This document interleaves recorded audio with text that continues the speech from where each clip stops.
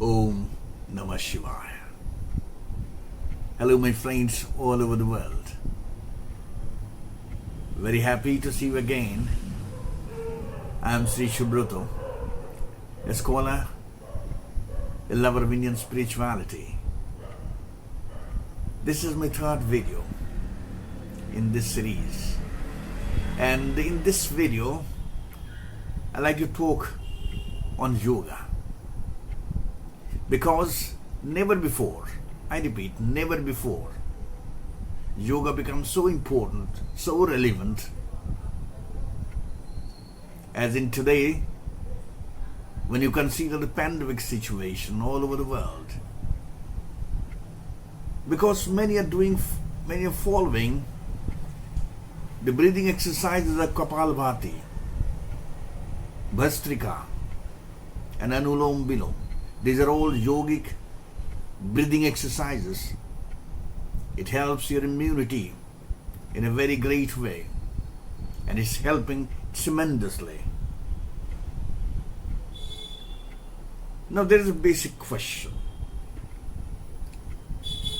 It is often asked that whether these asanas, this breathing exercise, is what all about yoga. Whether these exercises and asanas are sufficient to understand, to know yoga, or yoga means something more, something deeper. This is the basic question which we want to ask, we want to discuss today. Let me tell you, Lord Shiva, Mahadev, Shankar, who is called ADIJOGI, the father of the yoga. Because whenever you see him, he is always in yogic posture. We cannot utter, we cannot conceive the beautiful discipline called yoga. He is the embodiment of yoga in India, perhaps nowadays all over the world. Now, when you talk about yoga, the second name obviously comes is of Maharishi Patanjali, who has given a school, yoga school in Indian philosophy.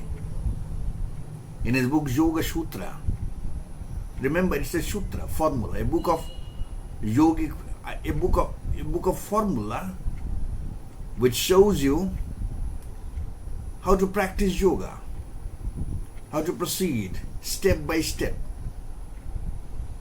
And it's an invaluable book, invaluable granth, invaluable scripture and related to yoga. Maharishi Patanjali showed Ashtanga Yoga, gave 8 paths which will finally lead you to Samadhi, to liberation, to moksha, whatever you call it. And the first part is Yama, the Niyama, and so on. Abstention, self-culture. So this Ashtanga Yoga is important to realize. Yoga. He defined yoga as yoga chitta vritti nirodha. And interestingly, this is a very specific kind of definition of yoga, which actually means yoga is the cessation of modifications of chitta. Important thing is modifications. If you followed my earlier videos, where I meant the same thing, we need to go above thought, we need to go above our mind, particularly the mental works of reactions, of tags, of different ideas, different images, they are continuously act as obstructions in our growth, particularly in the spiritual level. Now I will talk about, at this moment, I will talk about Sri Krishna. Very interesting, because he is an embodiment of love, embodiment of knowledge and all that. But when you talk about yoga, it's interesting how he infused enormous vitality, enormous beauty into the field of yoga. But let me make you aware about certain things. When we are discussing about yoga, you have to accept a few points, otherwise you cannot enter into it. You cannot have that. You need to accept these points. First of all, man is a spiritual being. You have to accept this point. Man is a spiritual being and not merely a rational animal. You have to accept that man is a spiritual being. Second,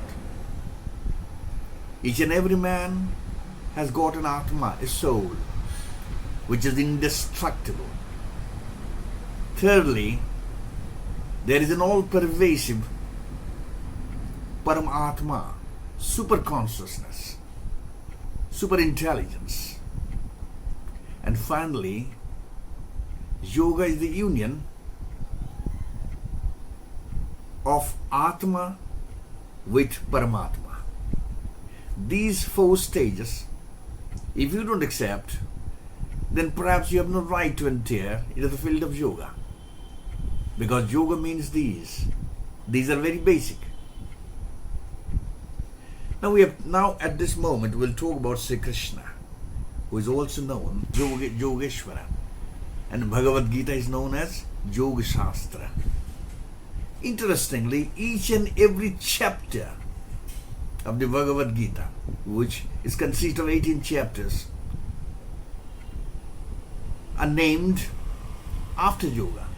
It starts with Vishada Yoga, then Shankha Yoga, Bhakti Yoga, Jnana Yoga, Karma Yoga, and all that, ending the last chapter being Moksha Yoga.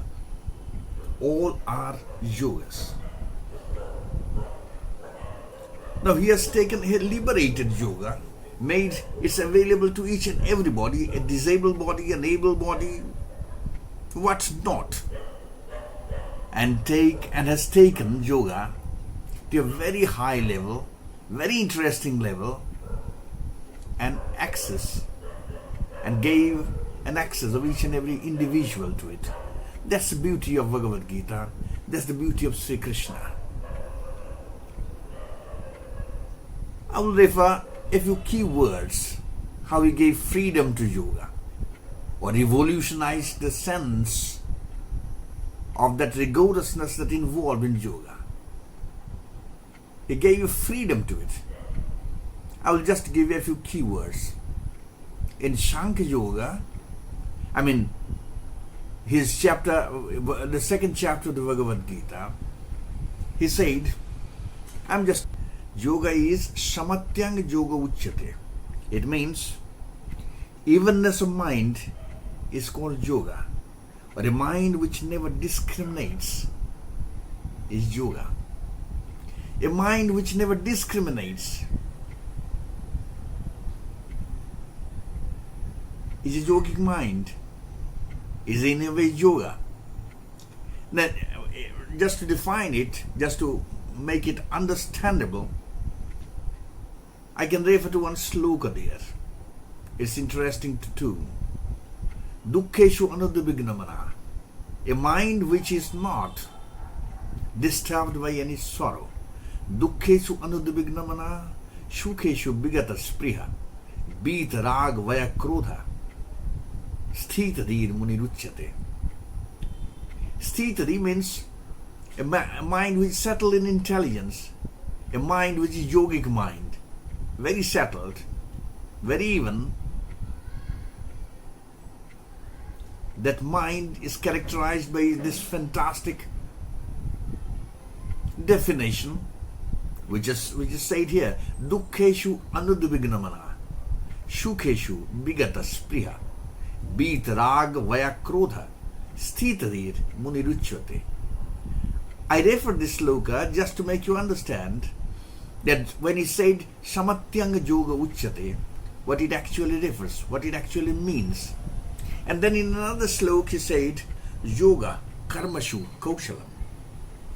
Yoga is a skill of work, is a skill of action. Doing action in an intelligent way, or intelligently doing action, is a fantastic kind of placing yoga. A man having intelligence knows how to tackle the situation, how to tackle the life, how to tackle each and every kind of difficult situations. That's yoga. Now, given these situations, given these definitions, given these, different way of seeing yoga, Bhagaban Sri Krishna has given a huge horizon to the discipline called yoga.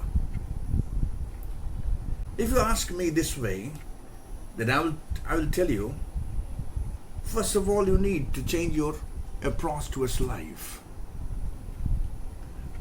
From I to you, from a life of self, ego, ahankar, you need to change your life to selflessness, to nirahankar, to a cosmocentric life, through nishkama karma, or through actions without having attachment. It seems difficult, but if you can try it, perhaps you can do it too. Because at a change of approach from I to you is a very important, starting point. Yes, it's a very important starting point. And the second thing is, stay connected. Now, this stay connected is such an interesting thing, such an interesting point. Shankaracharya in Vajagominda, he made one sloka. He said, Yogaratuba Bhogaratuba Sangaratuba Sangabihina Jasya Brahmani Ramate Chityam Nandati Nandati Nandateva. It means when you are connected with the Brahman, steadily connected with Brahman, you are always in a blissful state. You are always enjoying bliss. It may be that you are you may be doing yoga, or you may be doing yoga. In pleasure, or in company, or living single.